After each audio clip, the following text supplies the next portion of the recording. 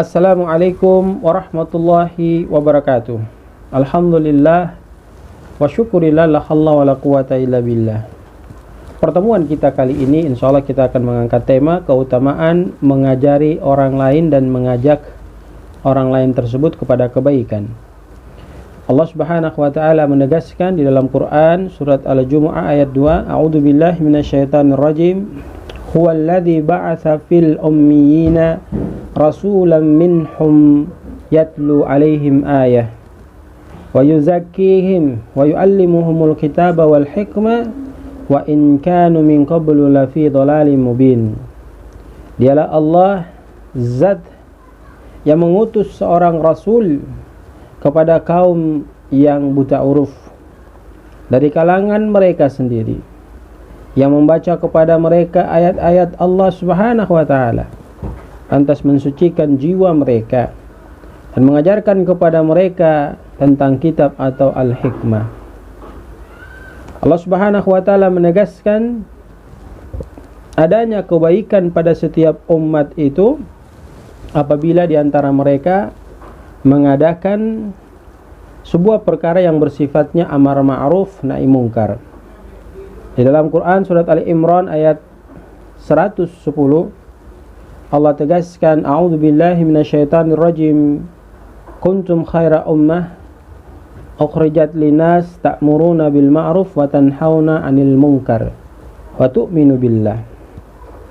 Kuntum khaira ummah, kalian adalah merupakan umat terbaik. Ukhrijat linas, yang dikeluarkan untuk kaum kalian masing-masing.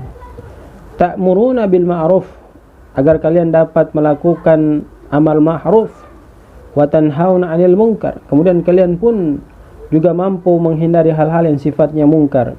Wa tu'minu billah, kemudian mengajak kepada orang lain agar selalu senantiasa meningkatkan kualitas iman takwanya kepada Allah Subhanahu wa taala. Dalam hadis yang diriwayatkan oleh Abu Mas'ud Uqbah bin Amir Al-Ansari radhiyallahu anhu,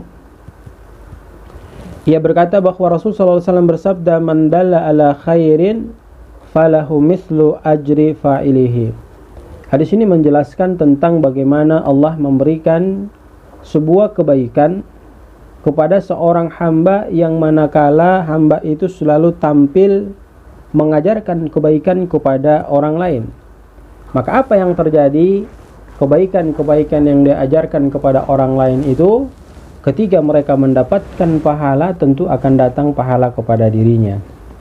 Dalam sanad dengan hadis di atas, yang sama dengan hadis di atas, itu Abu Hurairah radhiyallahu anhu menyampaikan riwayat dari Nabi sallallahu alaihi wasallam, man dalla ila huda kana lahu minal ajri mithlu ajuri man tabi'ahu la yanqusu dzalika min ujurihim syai'a wa man da'a ila dhalalatin kana 'alaihi minal itsmi mithlu athami man tabi'ahu la yanqusu dzalika min athamihim syai'a.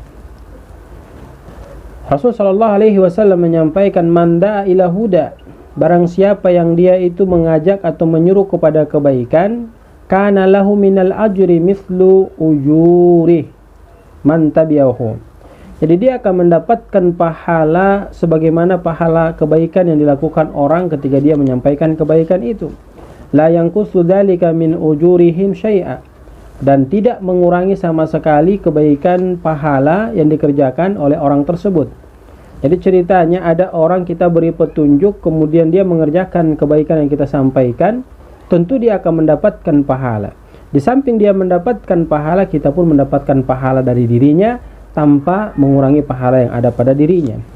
Wa man da'a ila dhalalatin, kemudian sebaliknya, siapa yang memberikan arahan petunjuk kepada orang-orang tentang sebuah keburukan, kemudian orang itu melakukan keburukan, kana alaihi minal ismi, ya, maka dia akan mendapatkan dosa. Ketika diberi petunjuk keburukan, dia melakukan keburukan itu, tentu dia akan mendapatkan dosa dari keburukan yang dia lakukan. Mithlu asami man tabi'ahu, ya, dia akan mendapatkan dosa dari keburukan contoh yang diberi diberitahukan atau diinformasikan kepada orang tersebut apabila dia melakukannya. La yanqusu dzalika min athamihim syai'a. Tidak mengurangi sama sekali dosa yang didapatkan orang tersebut ketika dia melakukan keburukan. Saudaraku yang dirahmati dan dimuliakan Allah Subhanahu wa taala, selain hadis di atas, Abu Umamah Al-Bahili radhiyallahu anhu juga meriwayatkan bahwa Rasulullah SAW bersabda, "Innallaha wa malaikatahu wa ahlas samawati wal ard hatta namlata fi juhriha la yusalluna ala muallimin nasil khair." Ya. Jadi disampaikan dalam riwayat Abu Umamah Al-Bahili radhiyallahu anhu itu menyampaikan bahwa sesungguhnya Allah dan para malaikatnya serta penduduk langit dan bumi, ya, bahkan semut yang ada di dalam sarangnya, mereka akan mendoakan dan meminta ampun bagi orang yang mengajarkan kebaikan kepada manusia. Jadi setiap orang yang mengajarkan kebaikan itu diminta ampun oleh para malaikat, kemudian penduduk langit dan penduduk bumi, bahkan semut di dalam sarangnya itu berdoa kepada Allah agar diampuni dosa-dosanya. Dalil-dalil di atas, saudara yang dirahmati dan dimuliakan Allah Subhanahu wa taala, menunjukkan kepada kita bahwa mengajarkan manusia mengenai ilmu-ilmu agama dan menyeru mereka kepada kebaikan merupakan amalan para nabi yang Allah mengutus mereka karenanya. Amalan ini adalah tugas yang paling agung dan Allah telah memilih makhluknya yang paling agung untuk menjalankan tugas tersebut. Barang siapa yang Allah beri taufik untuk bisa menempuh jalan mereka dalam mengajarkan kepada manusia mengenai urusan agama atau terkait dengan masalah kebaikan, maka ia telah memperoleh kebaikan yang banyak. Karena dengan sebab tersebarnya kebaikan yang dia ajarkan, amar ma'ruf nahi mungkar yang dia lakukan, akan didapatkan kebaikan di muka bumi, dan ketika dia kembali menghadap Allah tentu akan dibalas pula dengan kebaikan. Dari paparan di atas, saudara yang dirahmati dan dimuliakan Allah Subhanahu wa taala, maka kita akan mendapatkan beberapa poin yang mesti kita pahami secara bersama. Yang pertama adalah mengajarkan kebaikan kepada manusia termasuk amalan para nabi dan rasul. Yang kedua, keutamaan mengajarkan kepada manusia ilmu-ilmu agama dan kebaikan.